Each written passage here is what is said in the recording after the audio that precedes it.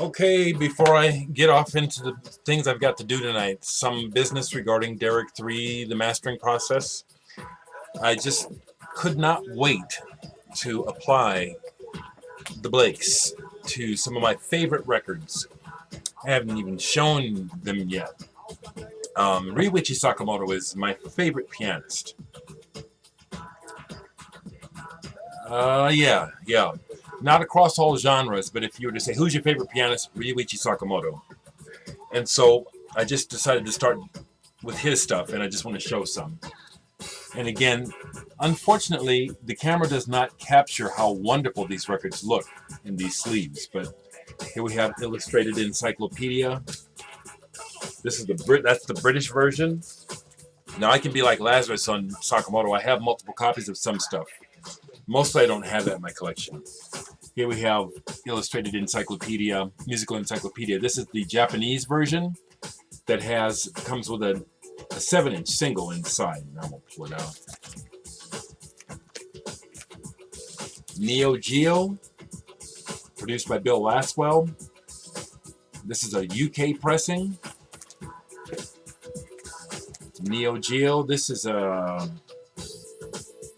I have to look. This is either US or... Yeah, this is the US pressing. Really not much difference, just that I see, every now and then I find these super cheap, And so I picked this up for maybe $1, maybe 50 cents. It's not one of his best albums, but it's really good. And the first song, the way it starts, Before Long, is To Die For. The record is worth it for the first minute alone, in my opinion. This man is bad. Here we have Beauty by Ryuichi Sakamoto. This album is fantastic. Not only is Ryuichi Sakamoto just a badass on this album, Robert Wyatt sings on this album, and so does Brian Wilson. Okay, people. Time to find out about some Sakamoto now. This man is a motherfucker. I got him going in the background here. This is a 12-inch single. That foreign 12-inch singles are too small. They don't fit in the Blake sleeve, so these don't get blaked up. But this one is awesome. This is We Love You, and it's the Stones song. Yeah, it's Sakamoto doing We Love You. And this is a remix. The version on the album is not the same. I think Brian Wilson sings on the album version of this.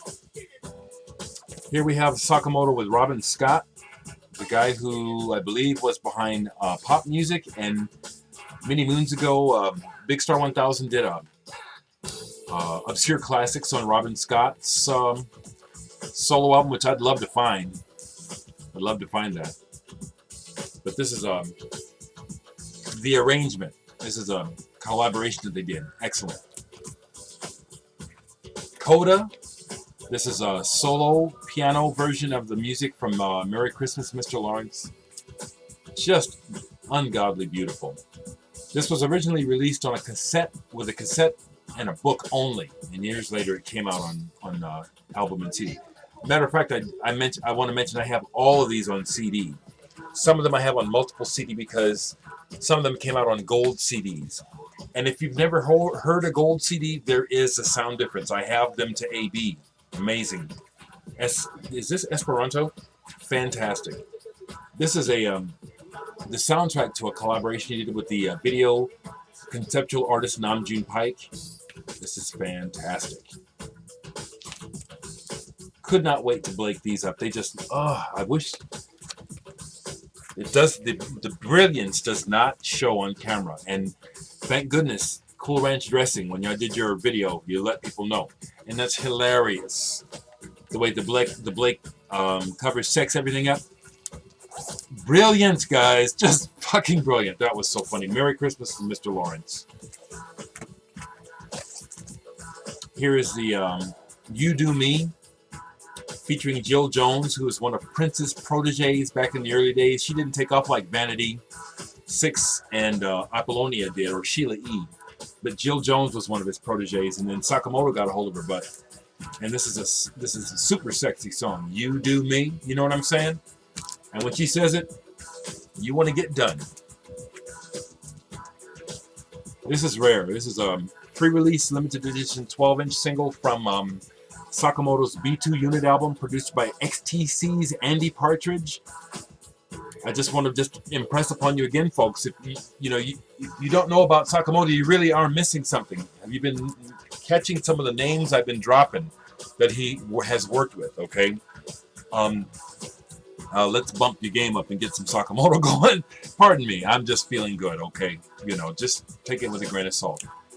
Anger and Grief, Sakamoto, remixes on the Ninja Tune. This is on Ninja Tune. Just killer! 12-inch single, We Love You Again, different remixes by DNA. I love Sakamoto, people. Now, here's one of the rarest things I have by Sakamoto. This is a test pressing. Now, it's got 3 artists on it. Kim Wilde is on one side, Ryuichi Sakamoto is on one side, and the Kane Gang are also on the Sakamoto side. But now, if somebody knows Sakamoto, tell me, because so far I have not found. This is a remix of the song Shogunade from the Neo Geo album. Still to this day unreleased. I have a test pressing of it right here. And believe me, I have done periodic searches trying to find, did a remix of Shogunade ever get released somehow? So far, I can't find it. I have a test pressing. Here's an early Sakamoto solo release, Summer Nerves. And this has a lot of reggae feel to it. Excellent. It sounds just like the cover, like Summertime. Fantastic album. Thousand Knives. This was his official first solo album. This is excellent. And of course, YMO have done a million versions of his song Thousand Knives. I love the version on here. The End of Asia. And this is his songs reconfigured to be done acoustically with traditional Japanese musicians and instruments. Fantastic. Favorite Visions. This is an early Japanese release, kind of a jazz rock thing. Some of these songs also were released by Sadao no Kazumi Watanabe, the guitarist, son of Sadao Watanabe.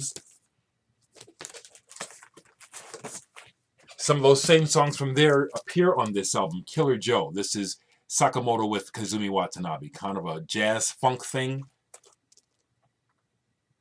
They do it great. Tokyo Joe. Just a couple more and I'm out of here, folks. But they look so good in the Blake sleeves. B2 Unit. This is it. Produced by Andy Partridge. Really odd. Really a strange sounding album. Really non-melodic. Non-melodic. This is one of my favorite Sakamoto albums. Left-Handed Dream. He's collaborating here with Adrian Belew in the red shirt and Robin Scott. Love this album. Subtle. It's subtle. It's nothing that'll knock you over the head. Matter of fact, some people say that Loveless by My Bloody Valentine is boring. Well, this is boring in the same way as that album, okay? Does that give you an indication how fucking good it is if you just get your head straight about it? You know what I'm saying?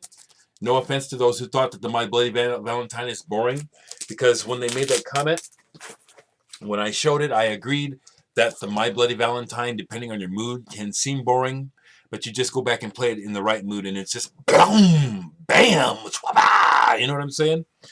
Yes, I'm feeling a little manic because I'm up, and that's how it goes. You're up, you're down, you're in between. When I get up, I'm up. Yeah. Last thing I'll show, Chris 4127 Basket showed this recently in his 12 inches. Sakamoto with Thomas Dolby fieldwork. This is fabulous too. Just fabulous. Just excellent. And the B-side, which is one of those strange ambient kind of static things that Sakamoto does, again, just brilliant. Just brilliant. Okay, I'm going to get out of here. It's almost 10 minutes. Leave me comments, people. You know I love you.